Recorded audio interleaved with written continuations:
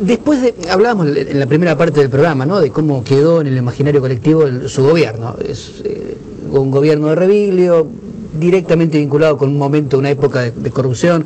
Usted nos explicaba su punto de vista de por qué ocurrió aquello.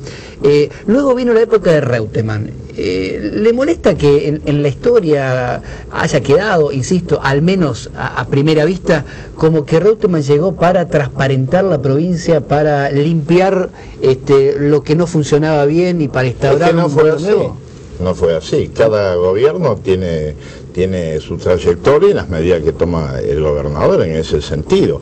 Eso tiene que ver con ciertos sectores que, como usted plantea, coinciden que no todos piensan eso, ¿no? Ni se acuerdan del tema, saben distinguir entre lo que fue el Ejecutivo Provincial y lo que fue el problema del Senado con Barrera a la cabeza. Pero son cosas el hecho de que Reutemann haya quedado en la historia política como que el tipo que vino a poner orden... Reutemann tuvo esta característica. Sí. Reutemann fue promovido desde la Casa Rosada. Sí. A mí me llama un día Mera Figueroa y me dice: Víctor, necesito hablar con vos. ¿Cómo no? Le digo, pero no vengas a la casa de gobierno. Venía ahí a Libertador, a mi domicilio particular. ¿Cómo no? Le dije: ¿de qué se trata? Después te cuento, es un tema que me manda el presidente, me dice. Bueno, ¿cómo no? Llego ahí, estaba él y el Chango Funes, que me llamó la atención de alguna manera. Me dice: mira, vamos a ser rápido, te cuento cómo es. Carlos le está pidiendo a Lole, a Reutemann, que se presente como candidato. Como hay ley de lemas, me dice, esto es posible, ¿no es cierto? Esto es posible. Entonces lo que te quiere pedir Carlos es una cosa muy sencilla, no le pongamos palos en la rueda. Mira, yo te voy a ser totalmente sincero.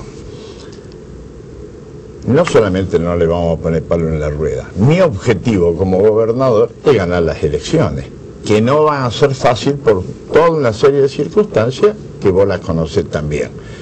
Pero, indudablemente que si tenemos la candidatura de un hombre dentro del justicialismo, conocido, reconocido, y además viene un poco como independiente, Sí. Indudablemente que mucha gente enojada, ¿no es cierto?, con algunos hechos que ocurrieron en el justicialismo funcionario, es muy posible que vuelquen su voto y no lo perdamos a través de Reutemann. Así fue. ¿No le hubiera gustado a usted poner un sucesor o impulsar a alguien? No, porque la única sucesión mía era y tuve problemas con algunos compañeros por eso, era el triunfo del justicialismo.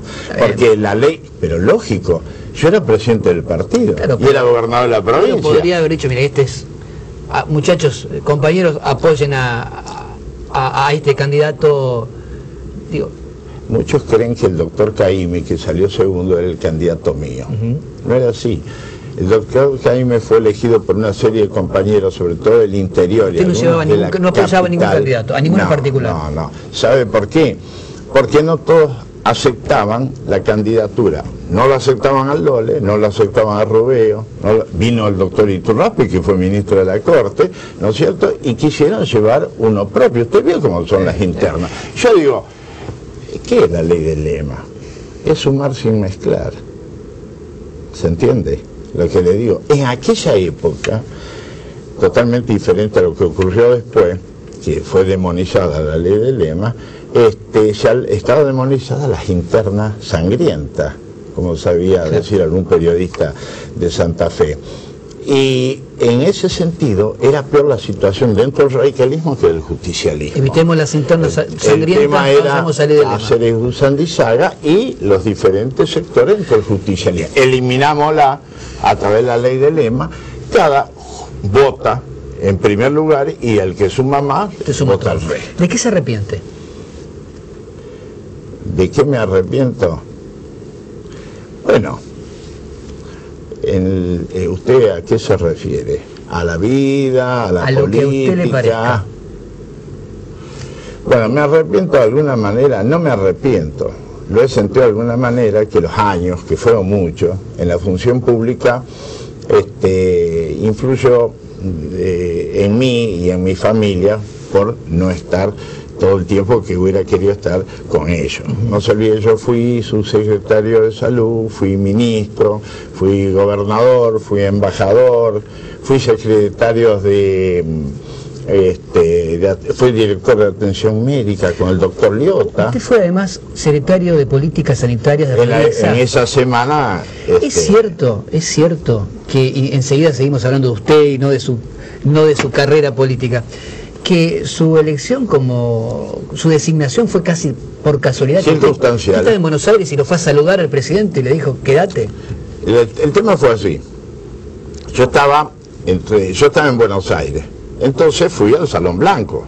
Sí. Teníamos nuevo presidente, acababan de asumir, ¿no es cierto? Y entre los que estaban más adelante estaba el gobernador Reutemann, que cuando me vio, como él sabía hacer, me saluda, así a lo lejos, y cuando termina todo el acto me acerco yo, porque lo conozco a Adolfo Rodríguez Sá, sí. Y Reutemann me toma del brazo y vamos caminando, charlando. Que me acuerdo que nos cruzamos con de la Sota de Córdoba y la señora en ese entonces, ¿no es cierto? Y de la Sota, que me conoce a mí, me dice, ¿cómo estás? Me dice, y lo mira yo y le dice, el cordobés que tenemos en Santa Fe. Claro. Y ahí llegamos a lo que es el despacho presidencial. Y estando en el despacho presidencial, yo ya me estaba por retirar. Claro. Me llama Adolfo Rodríguez y me dice, mirá, necesito que me des una mano. ¿Qué es lo que anda pasando? Sí, si usted no iba a saludarlo, con seguridad que nada. No pasaba nada. Le digo, ¿qué es lo que pasa? Me dice una cosa muy sencilla. Yo tenía eso es lo que me dijo él. Tenía la seguridad, porque me habían dado la palabra de los gobernadores que me iban a acompañar en estos meses, y la mayoría se fue. ¿Cómo que se fue? Y sí, entonces yo te necesito armar el gabinete, te pido por favor que me ayudes y me des una mano. Bueno, déjame hablar, voy a ver, porque yo no estaba en mis planes de ninguna manera. Increíble. Tal vez así que hablé con mi esposa, y cuando hablé con mi esposa Marita, la señora Rodríguez, me dice, déjame hablar con Mari, era muy amiga. ¿Y la convenció? ¿No? La convenció. Hubo que convencer a la esposa. El tema de los 3 meses era fundamental. Bueno, por 3 meses puede ser de aquí y de allá, porque yo había llegado hacía poco de 4 años de estar de embajador. 8 días. Otra vez y en un momento muy difícil, pero bueno, la vida y la política es así. Si uno acomoda las cosas solamente en las épocas buenas, no es. Y así fue como me hice cargo de la Secretaría de Estado de Salud. Duró 7 días. Una semana como duró el gobierno.